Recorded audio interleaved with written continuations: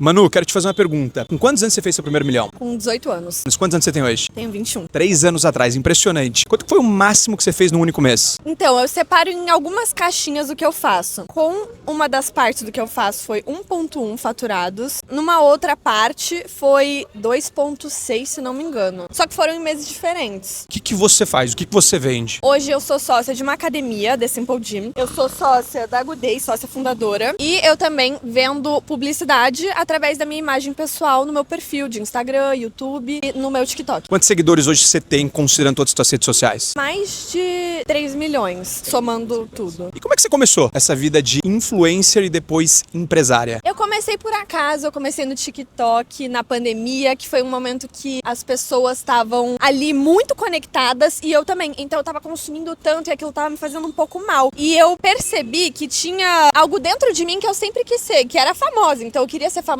ou via BBB ou via The Voice. Mas, gente, eu não tinha nem 18 anos quando eu comecei. Peraí, então você canta, Manu? Você canta? É. Eu vou ter que dar uma palhinha. Você falou The Voice. No final eu posso cantar um pouquinho, mas eu não canto tão bem assim.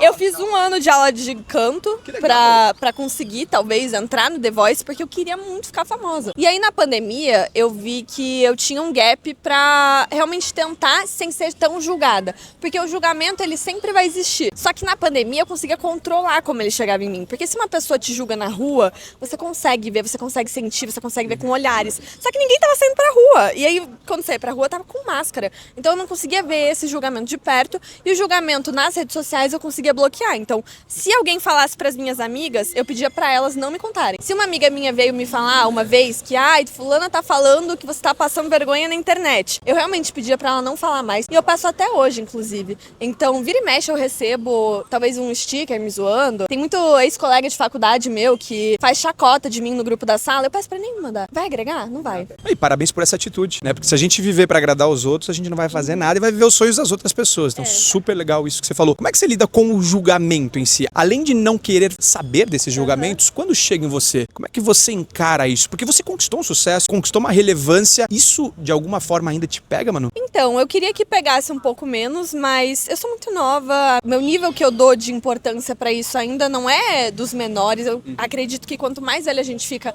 mais a gente vê a desimportância do que os outros falam. E eu sei isso teoricamente, mas no meu coração a história é diferente. Perfeito. Então, se eu vejo uma crítica, eu primeiro tento ver se é uma crítica por pura inveja ou se é uma crítica construtiva. Por exemplo, ontem eu recebi uma crítica super construtiva. Aí eu postei um story que eu fui um pouco grossa com a minha amiga, só que de brincadeira. Foi uma ironiazinha. Eu tenho esse humor um pouco irônico. E ela falou assim, eu não gostei muito do jeito que você falou com a sua amiga.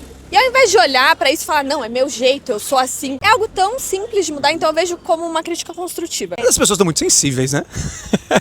Mas também tem isso de que a gente sempre pode melhorar, né? certeza. Então, Com certeza. olhar para as críticas construtivas como uma pessoa querendo ajudar pode ser muito bom pra gente. E também tem aquela por inveja. Tem vários tipos de crítica, então eu tento discernir qual é o tipo. Legal. Se é por inveja, assim, abafa. Não faz o menor sentido olhar pra isso. Se é algo que eu fiz de errado, assumir o erro e não errar na próxima, porque a gente tem esse poder. E se é uma crítica construtiva, assim, Manu, talvez isso aqui não condiza muito com o que você quer passar, olhar pra isso com carinho também. Eu gosto de sempre buscar melhorar pro meu público e também pra mim, porque é algo que eu busco muito, desenvolvimento pessoal. Eu quero me desenvolver tanto na questão de todas as inteligências que eu posso ter, eu tenho algumas mais desenvolvidas que as outras, tanto que eu fiz um curso seu de inteligência emocional, porque isso é algo que eu sempre quero trabalhar, mas também tem a inteligência meio intelectual mesmo de raciocínio. Então, buscar evoluir em todos esses pilares da minha vida e usar também a experiência empírica pra isso. Porque quando eu olho pra uma pessoa na rua, eu posso aprender com ela, apesar de ela não estar me ensinando nada. Eu posso tirar um aprendizado daquilo. Então, é isso que eu tento fazer com que as pessoas tirem do meu perfil e tento também tirar da vida pra conseguir levar isso mais e mais pras pessoas. E da onde veio essa mentalidade, Manu? Porque eu sempre falo que a mentalidade é o nosso principal ativo. E a tua mentalidade é muito boa. Veio por influência dos seus pais, do teu meio, ou muito teu de sempre estar buscando ser uma pessoa e um profissional melhor? Eu acho que um pouco de tudo, sabia? Porque eu não tava num meio tão agregador quando eu comecei a mudar, quando eu percebi que eu precisava mudar. Eu era uma pessoa... a minha família é muito estruturada, a minha família ela é cristã, eles sempre me deram todos os valores, sempre me deram toda a educação do mundo e mesmo assim eu consegui dar uma desviada boa desse caminho bom que eles tinham me colocado. Às vezes é um meio que faz a gente, mas aí quando eu fui pro meio ruim, eu também consegui sair de lá e me tornar uma pessoa melhor. Então é algo que vem dentro de mim, com certeza minha educação foi essencial nisso, então assim, futuros pais que estão vendo isso, vocês têm que tomar o maior cuidado do mundo com o jeito que vocês falam, com o jeito que vocês estimulam as pessoas, porque um estímulo faz toda a diferença. Os meus pais sempre me estimularam a ser a melhor nas coisas que eu fazia. Então eu era a melhor aluna, eu era a melhor que eu poderia ser, ainda que não fosse a melhor de todas, mas dando o meu melhor sempre. E aí, quando eu fui olhando pra vida com outros olhares de, tá, o que eu quero agora pra mim? Aonde eu quero chegar. Tentar ser a melhor que eu posso nesse caminho novo que eu escolhi pra mim. Eu escolhi fazer medicina, então, no meu terceirão, e eu comecei a estudar muito pra isso. Peraí, tem uma curiosidade. Você começou primeiro a produzir conteúdo nas redes sociais e, em paralelo, você queria se tornar médica? Eu nunca imaginei que fosse chegar no patamar que chegou. Por acaso, foi natural, eu tinha esse sonho, mas eu não me imaginava vivendo ele tanto quanto eu consigo ver hoje. Que eu poderia ter sonhado mais alto, eu poderia ter, inclusive, começado antes, não tido medo, porque quando você é um early adopter, quando você começa antes de todo mundo, cara, você tem um marazum ali. Então eu podia ter começado antes. Graças a Deus eu comecei quando eu comecei, e se eu começasse depois, agora eu ia ter que ralar muito. Como é que você começou a produzir conteúdo nas redes sociais? Depois eu quero chegar no ponto da medicina, mas como é que você começou a produzir conteúdo nas redes sociais? Teve algum motivo? Todas as minhas amigas postavam TikTok e eu sempre fui movida muito à dopamina, então essa coisa da motivação, da recompensa, todo mundo é assim, né? Mas eu percebia muito isso em mim e eu lia muito sobre isso, então eu percebia o mecanismo que o meu corpo, ele agia quando certa coisa acontecia. Então eu percebi que like era algo que, quando eu tinha 15 anos, me deixava muito feliz. E eu já tinha alguns seguidores no Instagram, que era a galera de Curitiba mesmo, porque eu sou de lá. E aí quando uma foto ganhava mais like que as outras, eu ficava assim, yes! Então eu tentava tirar a foto perfeita pra ela ganhar mais like, fazer o story perfeito. E aí comecei a ir pro TikTok. Tava todo mundo lá no TikTok, postando, consumindo. E aí eu postei um vídeo que viralizou lá. Mas por acaso, assim... O que era o vídeo? Aí era um vídeo de uma trend que eu copiei de uma americana. Foi a primeira coisa que viralizou de verdade. Era uma trend que eu consegui colocar um toque de humor ali, só que eu também olhei pra fora e trouxe isso pro Brasil. Então, viralizou. Eu amei a sensação de pessoas elogiando meu vídeo, rindo comigo, rindo de mim e dando like. Então, essa questão da dopamina foi muito forte. Falei, quero isso de novo. E ali, eu comecei a postar um pouco mais de maneira constante. E aí, não foi dando certo os outros. Eu fui gravando e não foi dando certo. Um deu certo e depois ficou um tempão sem dar certo. Pensou em desistir? Eu pensei, mas eu tava tão à toa.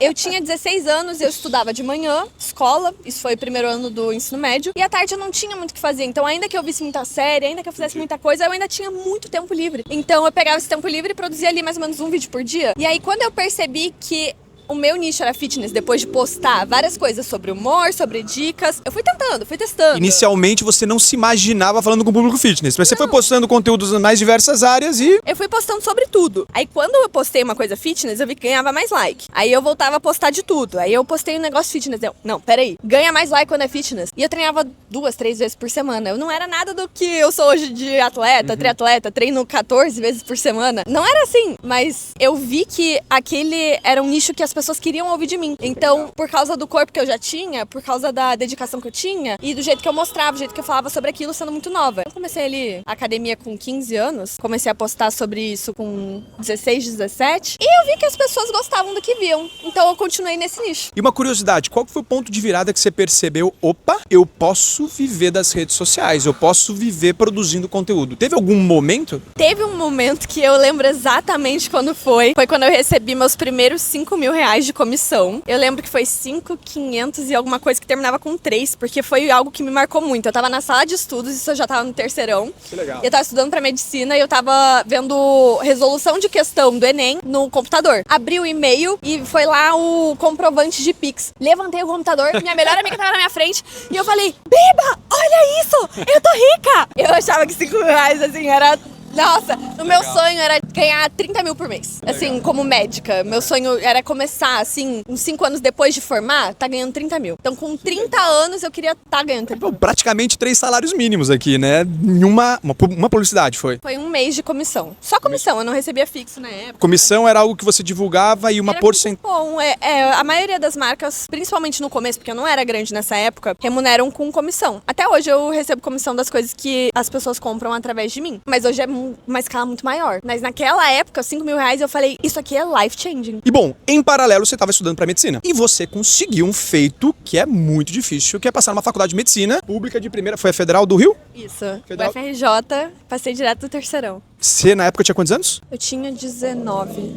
19 anos. E você já tinha experimentado o poder das redes sociais. Como é que foi essa entrada na faculdade e depois você abriu mão da faculdade? Como é que foi isso? Eu entrei na faculdade porque, primeiro que o curso de medicina ele é sobre servir, né? Você não pode entrar lá pensando no dinheiro, apesar de você ter uma boa remuneração. Então você já sabe que você vai ter uma boa remuneração, ainda mais se você for um bom profissional. E eu acho que isso é em qualquer área, né? Se você se destacar, você acaba tendo uma remuneração melhor. Eu sempre quis servir, ainda quero. É algo que traz felicidade. É um fato. Jesus disse isso. Está na Bíblia há 2000 anos e é inquestionável, é porque dá certo. Mas eu olhava para isso de servir, de ajudar e ter ainda esse retorno financeiro como algo muito promissor. Então, eu achava que esse era o meu caminho mesmo. Eu fiz quase 2 anos de medicina e eu tranquei a faculdade num período que estava sendo difícil de conciliar, mas não só de conciliar, de sonhar com outra coisa. Porque o sonho de ser influenciadora, de ser empreendedora, de entrar na academia como sócia, ele existia e ele era mais forte do que formar. Então, eu podia formar,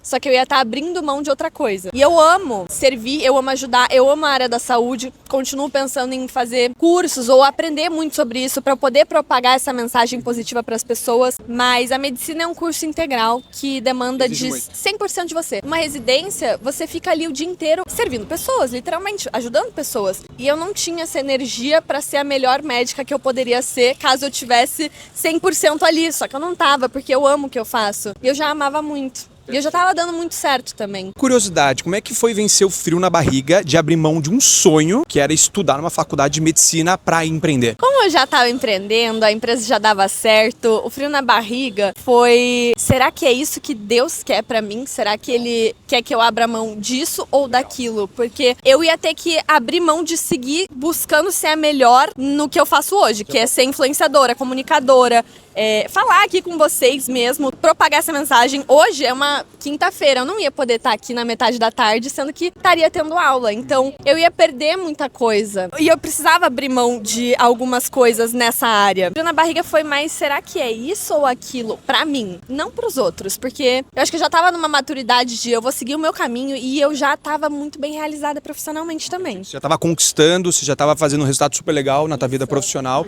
que te ajudou a tomar a decisão de abrir mão da faculdade. Isso, eu acho que o frio na barriga financeiro não teve, porque eu não via a medicina como um meio de ser financeiramente bem-sucedida. Então foi mais de, será que é isso pra mim mesmo? Algo muito interno mesmo, porque nas duas áreas eu ia conseguir retorno financeiro, então essa não foi a questão. E você falou sobre Deus, me chamou a atenção. Como é que Deus encaixa na tua vida, nos teus negócios e nos teus sonhos? Gosto muito de buscar Deus em primeiro lugar, então o resto se encaixa nele, não o contrário, né? Eu vou encaixar Deus na minha vida, é minha vida que tem que ser pra Deus, direcionada 100% a isso, meu relacionamento 100% a isso, minha vida profissional, honestidade, tudo que tá na Bíblia, servir mesmo os outros, pensar muito mais no outro do que em mim, realmente ser cristã em tudo que eu faço, e verdadeiramente, porque não pegar uma parte do evangelho e seguir a parte que convém, mas de fato abrir mão daquilo que eu tenho que abrir mão. Por exemplo, os impostos é muita coisa, mas dê a César o que é de César. É, na verdade, bem o contrário. Pô, que legal, Manu.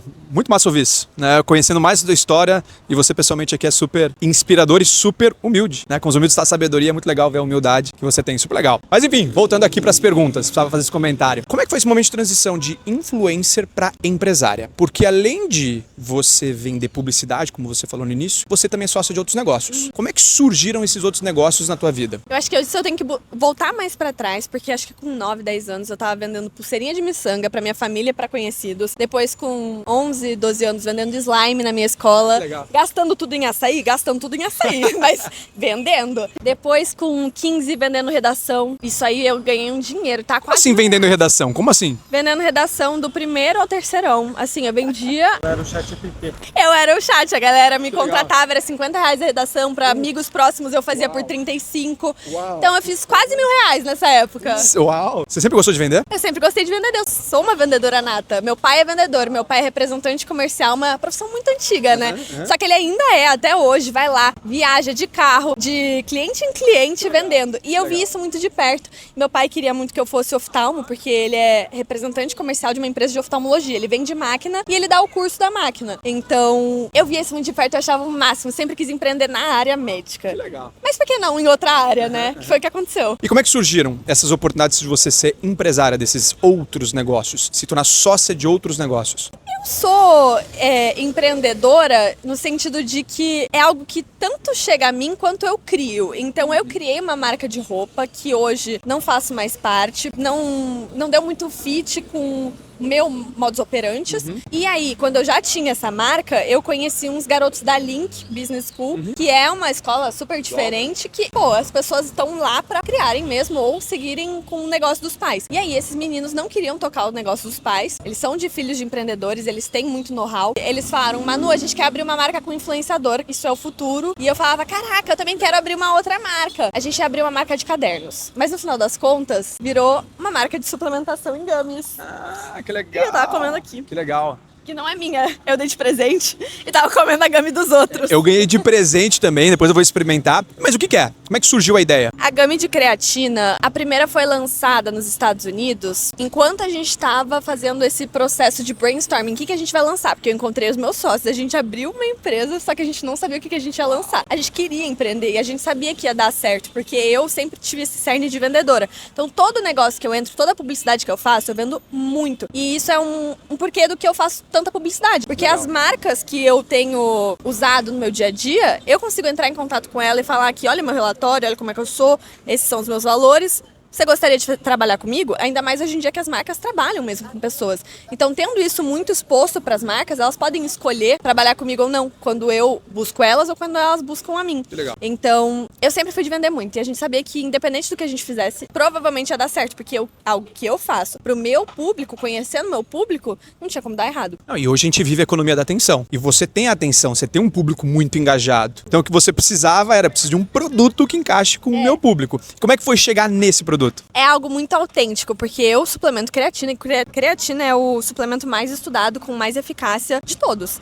Então, eu fazer uma creatina que é fácil o consumo, que não tem açúcar, que entra na rotina saudável das pessoas, que estão ali vendo a minha rotina saudável, também querem ser saudáveis. E que é pra todo mundo, né? É pra todo mundo, creatina. Pra todo mundo. A creatina é estudada desde bebê a pessoa muito velha, mas eu não posso falar que a Agudei é de bebê, porque, gente, a Anvisa pede pra falar que é pra 19 anos, então é pra, a partir de 19 anos Agudei. Mas ela tem estudos em todas as faixas etárias e quando você toma todos os dias, você tem os efeitos. Agora, quem que toma todos os dias creatina em pó? O negócio é ruim. É um saco, é um pozinho. Você coloca na boca, você pode engasgar, ter broncoaspiração. Então, trazer em gummy, que é muito fácil e ainda tira a vontade de doce depois do almoço, depois do jantar, foi uma sacada genial que a gente olhou lá pra fora e trouxe pra cá. Tudo começa antes nos Estados Unidos. É muito difícil uma coisa nascer aqui. Mas olhando pra fora e vendo que isso tinha total fit comigo e procurando fornecedor aqui no Brasil, a gente foi em várias fábricas, falou assim, olha esse produto, vamos fazer uma coisa assim. E aí, chegando em fórmulas com... Aquela fórmula lá, foi a gente que pediu pra eles produzirem, a gente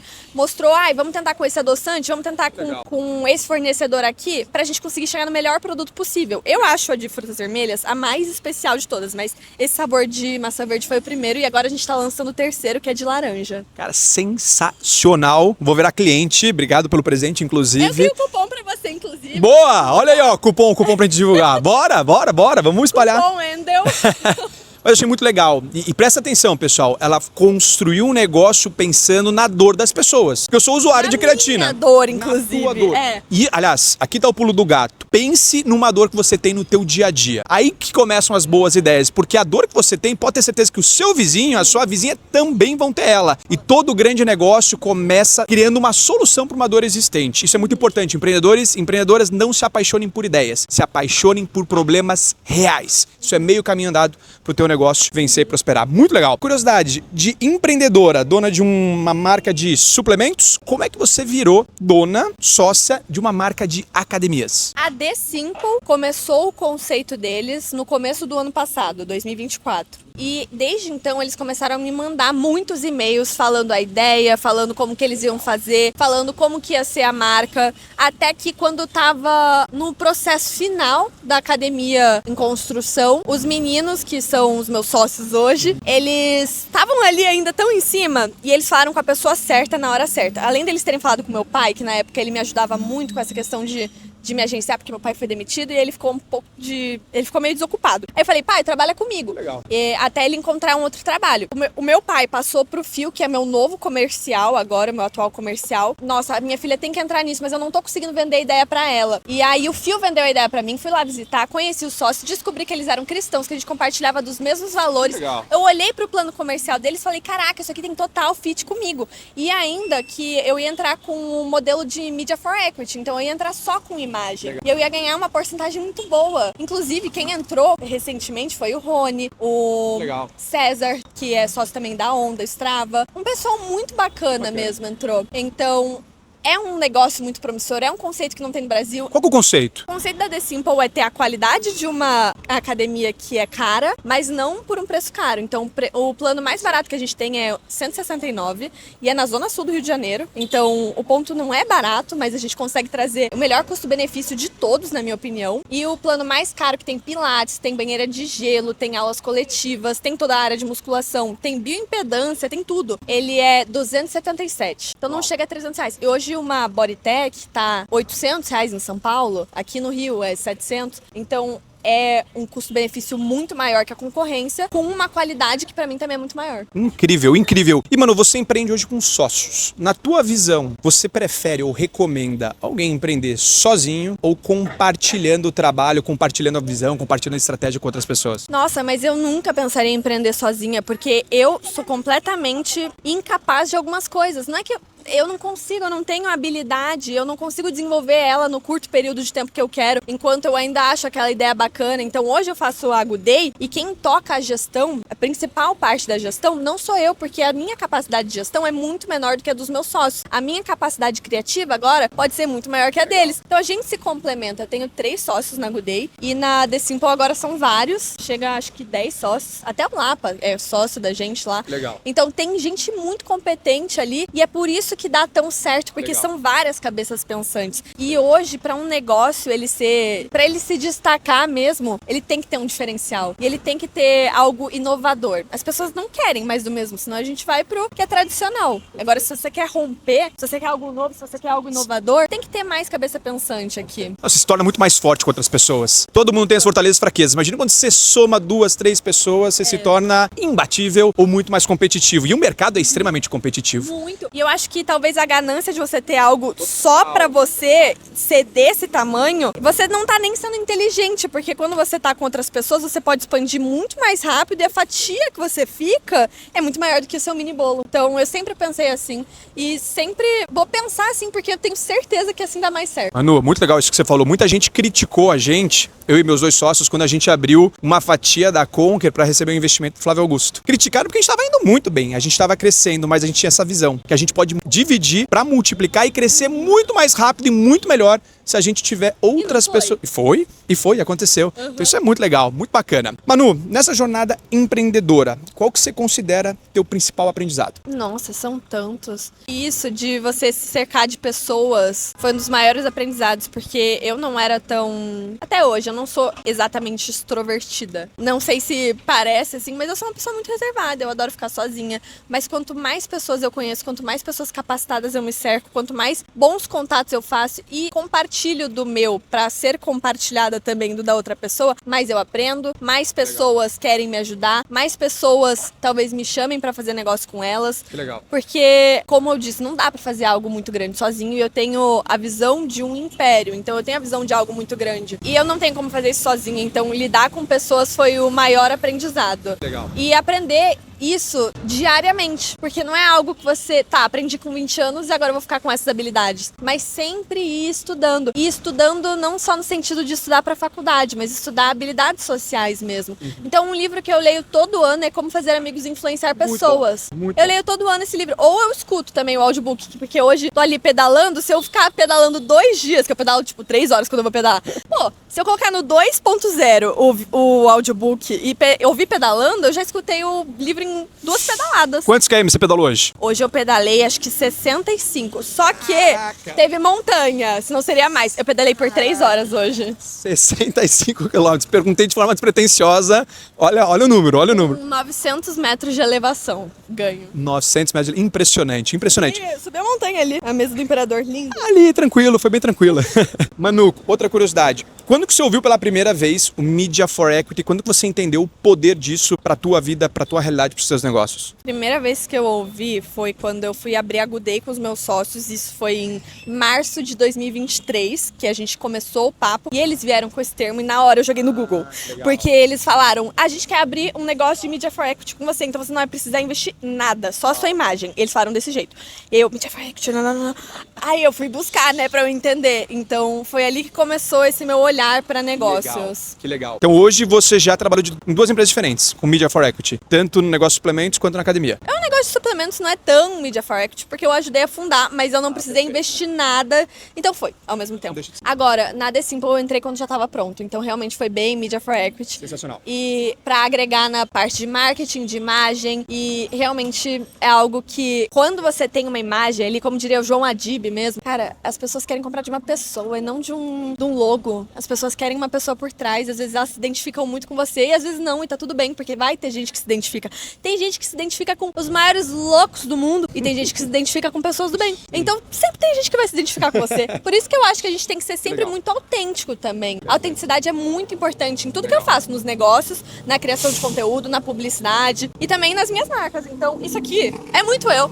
Quando eu lancei, a minha mãe falou assim, caraca, você acertou muito. Só que agora que já deu certo, agora as pessoas falam mais ainda. Que legal. Caraca, foi muito bom. Que legal. E nessa jornada, Manu, qual foi o melhor conselho que você recebeu? Nossa, já me fizeram essa pergunta e eu não sei responder, sabia? Porque são tantos conselhos. Se você pudesse separar um conselho que te marcou, que você usa no teu dia a dia, que foi um game changer nos teus resultados, tem um que você consegue pincelar? Foi um muito recente, na verdade. Amar mais. Tá passando por problema? Ame mais. Como Jesus faria isso? Não é nenhum conselho, mas é porque quando eu ouvi isso, ficou ecoando na minha cabeça faz umas 2 semanas. Quando você tá ali num problema de trabalho, amar mais. A pessoa também tá passando por um problema. Provavelmente quem tá causando problema. Ali no rolo, o rolo é sempre com pessoas. Então, ter mais empatia e paciência. Sempre falo que 100% dos seus colaboradores são pessoas, 100% dos seus clientes são pessoas. Se você não entende de pessoas, você não entende de negócios. Então, o amar, se colocar no lugar do outro, ouvir, se conectar, ter o coração do seu liderado é essencial, fundamental. Muito massa. E qual foi o pior conselho que você recebeu? Faz tudo que der enquanto dá tempo. Como se fosse acabar, sabe? Quando eu comecei a fazer publicidade, eu recebi esse conselho de uma pessoa, como se eu precisasse fazer jogo de aposta, como se eu precisasse fazer qualquer marca que caísse na minha frente, porque uma hora eu não ia mais ser famosa, eu não ia mais ter a atenção das pessoas, então eu não ia vender mais. E eu precisava aproveitar o meu momento. E acho que esse é o pior conselho, porque é assim que você acaba com o seu momento. Porque você se reinventando, quando você é criativo, autêntico, tem gente que tá na internet há anos e tem gente que some. Eu acho que as pessoas que somem, elas têm isso de tanta coisa que não é delas, aproveitar tanto e fazer tigrinho, você perde completamente a sua essência e a sua autoridade e responsabilidade com as pessoas e as pessoas não vão querer mais ver aquilo. Você perde a conexão que é tão importante quando você é influenciador. Que aula. E Manu, teve algum momento de crise ou de fracasso que você viveu? E como é que você superou esse momento? A superação foi só com o tempo, porque a gente tem um fornecedor de creatina em gummy na Good Day e a gente lançou o sabor de frutas vermelhas e vendeu muito na live shop. E o prazo de entrega era para 3 dias antes da live e o fornecedor ele prometeu que ia entregar no dia seguinte da live. Então tudo bem, a gente ia entregar para as pessoas. Mas aí depois a gente descobriu que a máquina não estava instalada, que estava quebrado, um negócio que estava dando tudo errado e esse processo de lançar o produto e conseguir entregar para as pessoas demorou ali 1 mês e tanto, quando era para demorar 1 semana. A gente trabalhando com pessoas e conhecendo as pessoas, entendendo que elas com certeza iam ficar impacientes, a principal coisa foi me manter transparente o tempo inteiro, dar um parecer para as pessoas, gente, Legal. Vocês não tomaram um golpe, deu problema, foi assim, assim, assado, sendo super real, falando assim, a gente vendeu e não tinha estoque, a gente tinha uma promessa de estoque pro dia seguinte, é uma coisa que a gente nunca mais fez, tá? A gente nunca mais vendeu sem estoque, porque a gente aprendeu com os erros, isso é muito importante também, mas a promessa do estoque que não foi cumprida gerou um monte de problema. Exato, e foi uma bola de neve, então a gente deu de brinde para as pessoas que estavam com compra atrasada outra gummy. A gente deu a Morning Gummy que a gente tem, só que a gente saiu super no 0 a 0, então a gente ficou sem lucro, o faturamento foi razoável, foi bom, mas não gerou nenhum efeito positivo financeiro pra gente, que era o que a gente tava esperando. Mas é vivendo e aprendendo. Mas muito legal essa atitude de vocês, de remediar isso com uma comunicação transparente, sendo sincero, real. E no final, eu acho até que foi um marketing positivo. Eu tenho certeza que não foi a intenção, mas mostrou que tinha uma demanda grande, que as pessoas compraram o produto de vocês se tiveram um problema de entrega. Então, tenho certeza que no final acabou sendo algo positivo pro negócio de vocês também. Manu, você tem uma história incrível, muito inspiradora, né? E que a gente vendo de fora tem muito sucesso. Mas a gente sabe que por trás de todo sucesso, a gente vive nãos, a gente vive momentos desafiadores. Você pode contar um pouquinho desse outro lado da moeda? Tenho muitos privilégios na minha vida, então nunca tive que me preocupar com questões básicas, mas a maioria dos problemas que eu tive, pessoais mesmo, fui eu que criei. Eu sempre tive muita questão da ansiedade. Quando eu era mais nova, inclusive, eu tinha ansiedade que eu precisava tratar mesmo. Cheguei a ter momentos depressivos. Essa questão emocional que muitas vezes só depende da gente, eu não conseguia lidar com isso da melhor forma possível por muito tempo. E até hoje, muitos dos meus problemas que eu penso que eu tenho, e não são nem problemas reais. Então eu vejo que a minha geração é muito ansiosa, eu faço parte disso, eu tento lutar contra a ansiedade todos os dias, escolher não ser assim e buscar não ser assim através das minhas atitudes, porque eu sei que tem coisas que me fazem mal, que se eu fizer, eu vou estar me fazendo mal. Por muito tempo eu escolhi coisas que não me faziam bem. Quando eu buscava um hate, por exemplo, se eu entrar no Twitter e pesquisar meu nome, é fato, vai ter hate muito pesado, vão estar me escrachando. E se eu deixar aquilo me consumir, eu vou estar me fazendo mal, por livre espontânea vontade. Só que eu fiz isso por muito tempo, pra você ter noção. Então, me colocava muito na defensiva, não deixava eu ser espontânea e alegre do jeito que eu sou. Lutar diariamente com isso é uma questão pra mim e pra muitas outras pessoas, porque o Brasil é o país mais ansioso do mundo. Então, eu sei que muita gente passa por isso e a gente fazer a nossa parte com o que a gente consegue controlar é fundamental. Legal. Então, eu não tô falando que ansiedade é a gente que escolhe ser ansioso, mas no meu caso, parando de fazer as coisas que eu sabia que de fato me faziam mal, eu já melhorei muito. E agora, levando isso na terapia e também, claro, buscando a Deus, porque pra mim esse é o realmente preenchedor do ser humano, é o que preenche de fato. Foi assim que eu consegui me curar disso. Pô, super inspirador. Muito legal, Manu, de verdade. Caminhando pro final, eu queria que você desse um conselho pra quem sonha em empreender e mudar de vida e hoje talvez tá numa situação difícil, tá estagnado, com frio na barriga de dar o primeiro passo. Eu acho que além da gente olhar pra o que a gente ama fazer, porque eu amo ser comunicadora, eu amo falar no meu Instagram, eu amo fazer esporte, incentivar as pessoas a fazerem o mesmo e melhorarem de vida,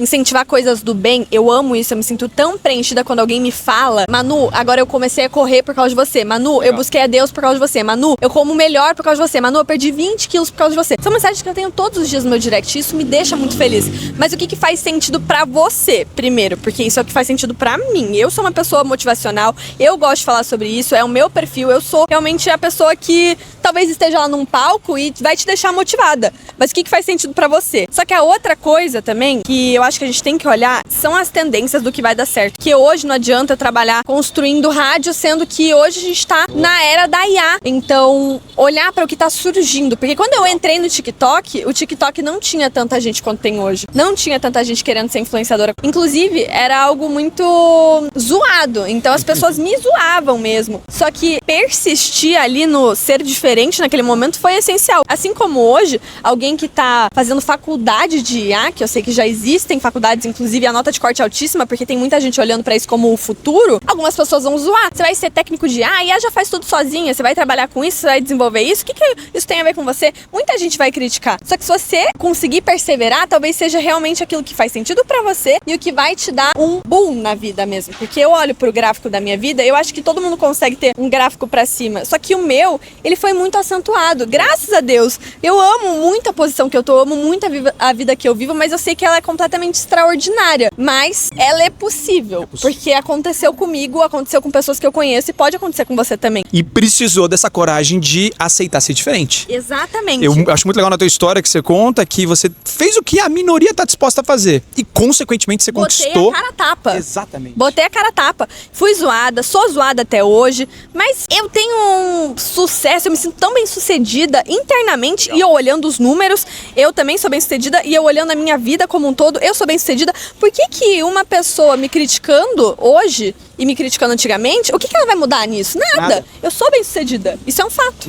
Sensacional. Opinião dos outros não importa, gente. Anotem isso. Eu lembro quando eu comecei a empreender. Eu abri mão do direito, fui pras ruas de Curitiba vender um cardápio digital que a gente tinha criado. O quanto eu virei motivo de chacota na faculdade, na ocasião. E eu lembro dessas mesmas pessoas me parabenizando quando saiu a matéria que a gente vendeu a Conquer por 400 milhões pro Flávio Augusto. Então, enfim, ousem ser diferentes. Se você quer o resultado que a maioria não tem, esteja disposto a fazer o que a maioria não faz. Lembrando que a opinião dos outros não nos define, nem o seu sucesso, nem o seu fracasso. Manu, pra caminhar pra reta final, uma lição de vida que a escola não ensina. A escola ela direciona a gente para um estudo muito tradicional. E a escola ela não direciona a gente para o estudo que foi o mais importante para o meu sucesso, o desenvolvimento de habilidades sociais mesmo. A escola não dá muita importância para isso, ela não dá importância para você saber lidar com pessoas, com dinheiro, com situações extremas na vida, não dá nenhuma base de inteligência emocional para você e buscar isso sozinho todos os dias no teu agir, no teu estudar, no teu falar,